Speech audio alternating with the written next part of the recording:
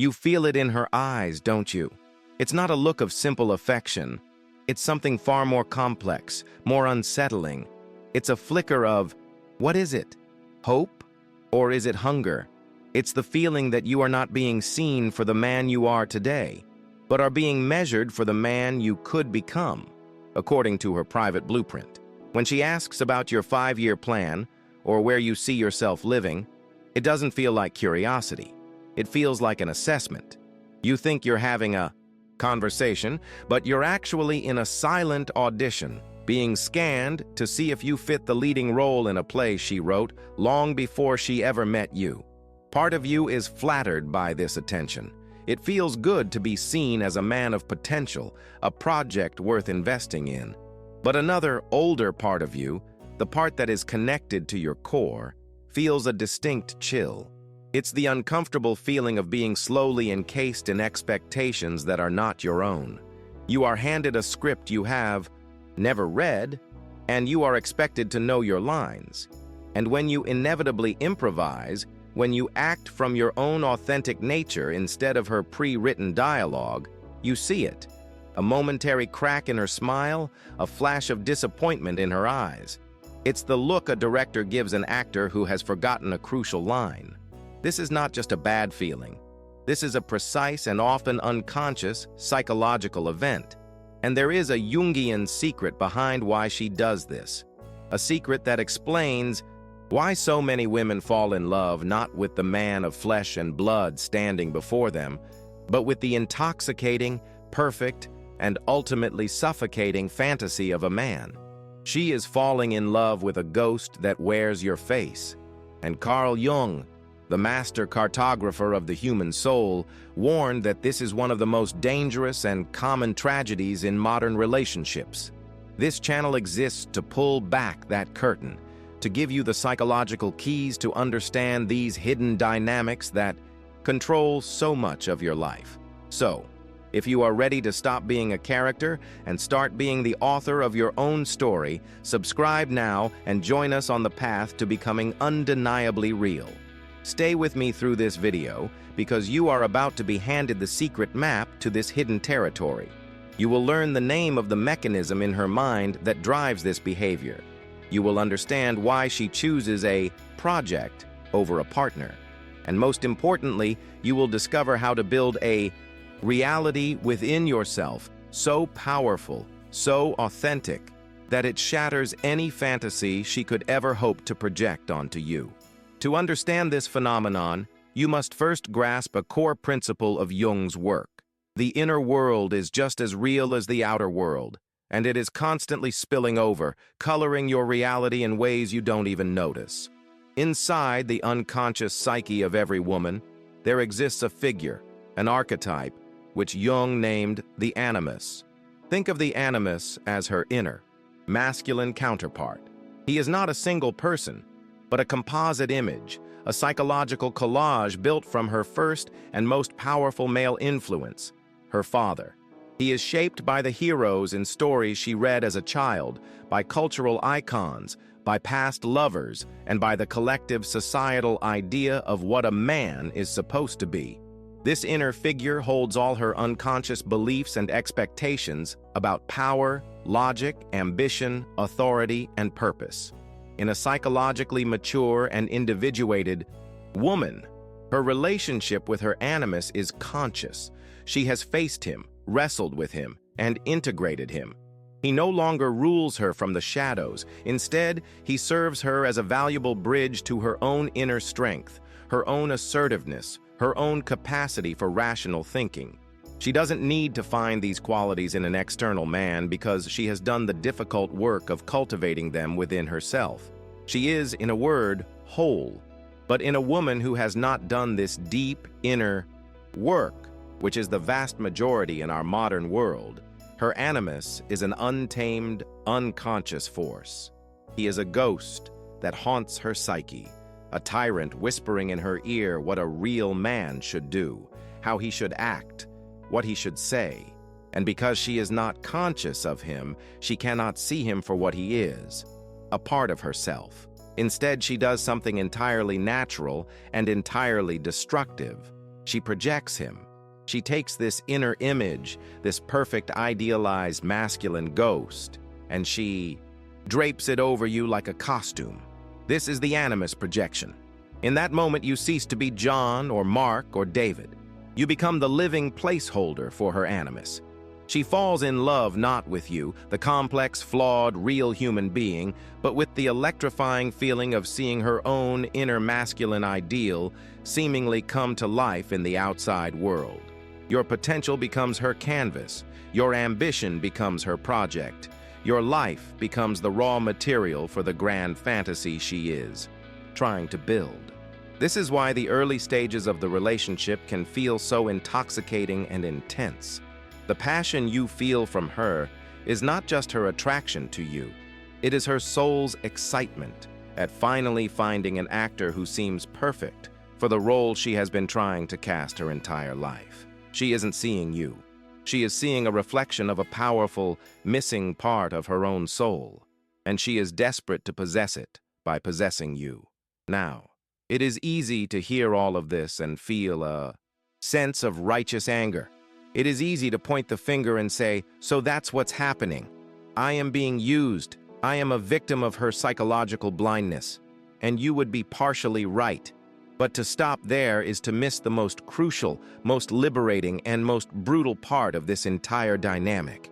Here is the turning point, the uncomfortable truth that will shift you from a state of bitterness to a state of power.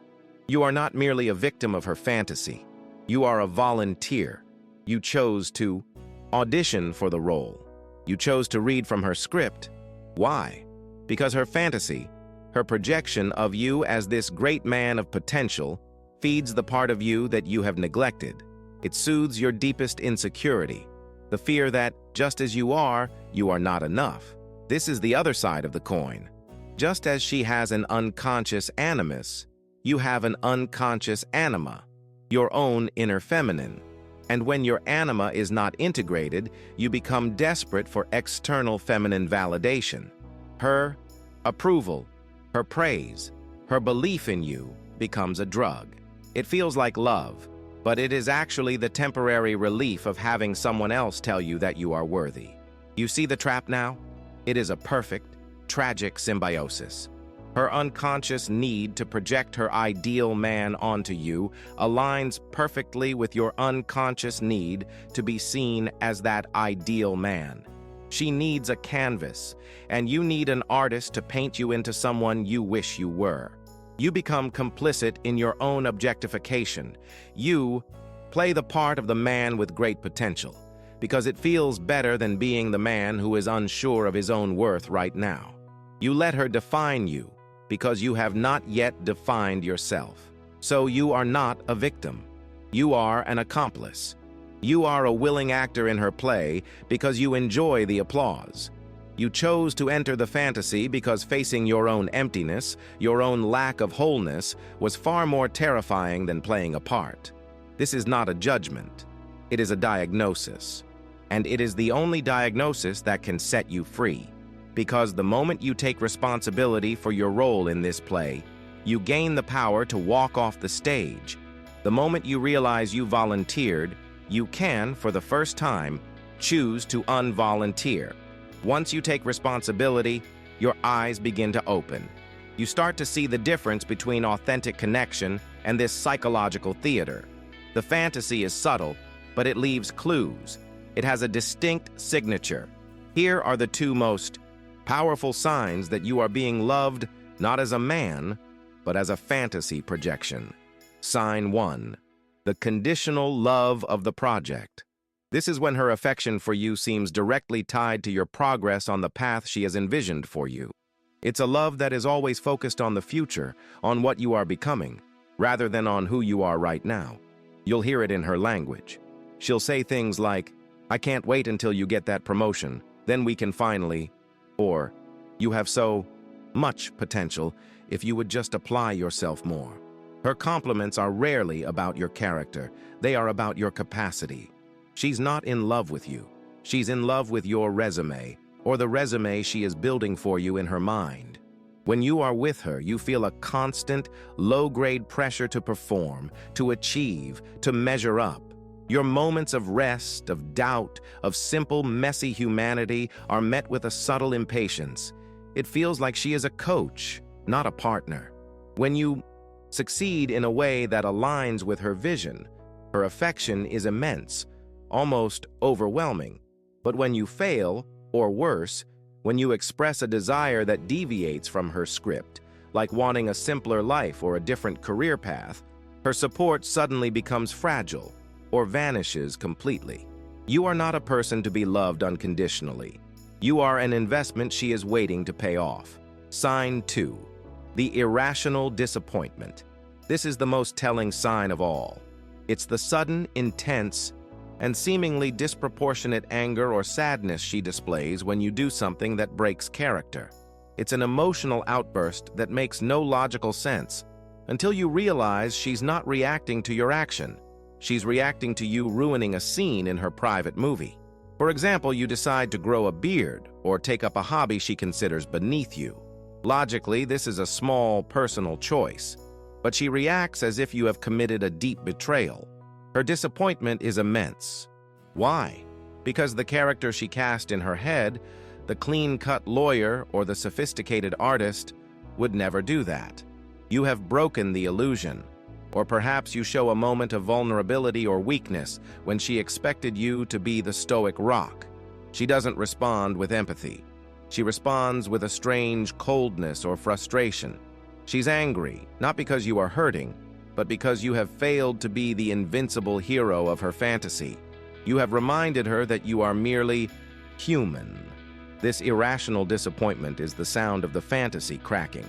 It is the raw frustration of a director whose lead actor has just forgotten his lines, shattering the magic of the play for everyone. It is the clearest signal you will ever get that you are not being loved for who you are, but for the role you were hired to play. So you see the signs. You understand the dynamic. But what happens if you stay? What is the true cost of continuing to perform? It is far higher than a simple breakup. It is the slow, methodical erosion of your own soul. You think you are making a compromise. You call it partnership. You call it love. Jung had a different name for it: self-betrayal. Every time you nod when you disagree, every time you suppress your own desire to accommodate hers, every time you put on the mask of the man she wants you to be, you are killing a small piece of the man you truly are. Your own inner voice becomes quieter, fainter. Your own dreams and desires start to feel foolish, secondary. You become a ghost in your own life, a smiling, agreeable, hollow man. And here lies the great paradox that enslaves so many men. The very thing you do to keep her, your obedience, your predictability, your constant availability, becomes the very reason she loses all attraction to you. The feminine spirit, as Jung taught, is not drawn to comfort. It is drawn to mystery, to strength, to the man she cannot fully define or control. The moment you become a fully known quantity, a predictable servant to her fantasy, you don't become more lovable. You become invisible. You become replaceable. The performance is not only exhausting for you, it is profoundly unattractive to her. Eventually, the mask will slip, and when it does, she will not see a man who sacrificed for her. She will see a stranger, and she will resent you for the lie you both agreed to live. So you see the signs. You understand the projection. You know the high cost of the performance. Now what? Do you become bitter? Do you swear off women? No, that is the coward's path. The path of the man who continues to blame the world for his own lack of wholeness. The true path, the Jungian path, is the path of individuation. It is the courageous, lifelong journey of becoming so real, so grounded, and so complete within yourself that you become impossible to cast in a role. Your reality becomes more solid and more compelling than any fantasy she could ever project. You stop seeking validation from her, because you learn to validate yourself. You do this by pursuing your mission with relentless focus, not to impress her, but to honor the calling of your own soul. You build a life of purpose, a kingdom of your own. You face your own shadows, your own weaknesses, your own insecurities. so you are no longer terrified of them. You integrate your own anima, your inner feminine, so you are no longer dependent on an external woman to feel complete. A man who has done this work moves differently. He is not a finished product. He is a man committed to his own becoming. He doesn't need to perform. He doesn't need to prove himself. He stands still, fully rooted in his own being. And from that place of quiet strength, something miraculous happens. You no longer attract women who want to cast you in a play. You become repellent to them. Your self-possession is a blinding light that dissolves their fantasies. Instead, you begin to attract a different kind of woman, a woman who is on her own path of individuation, a woman who has faced her own shadows and integrated her own animus. She won't look at you as a project because she is busy with her own. She won't need you to be a character because she is not interested in fiction. She will look at you, the real, flawed, powerful you, and she will be ready to meet you, man to woman, reality to reality. That is the difference between being loved for a role you play and being respected for the man you have become.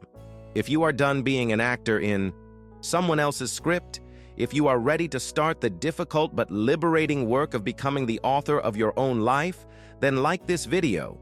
Subscribe for more guidance on this path, because this isn't just about understanding women, it's about mastering yourself. And as your first declaration of authenticity, go to the comments below and write, "I am real." It's a commitment to drop the masks, to walk off the stage, and to finally, relentlessly choose yourself.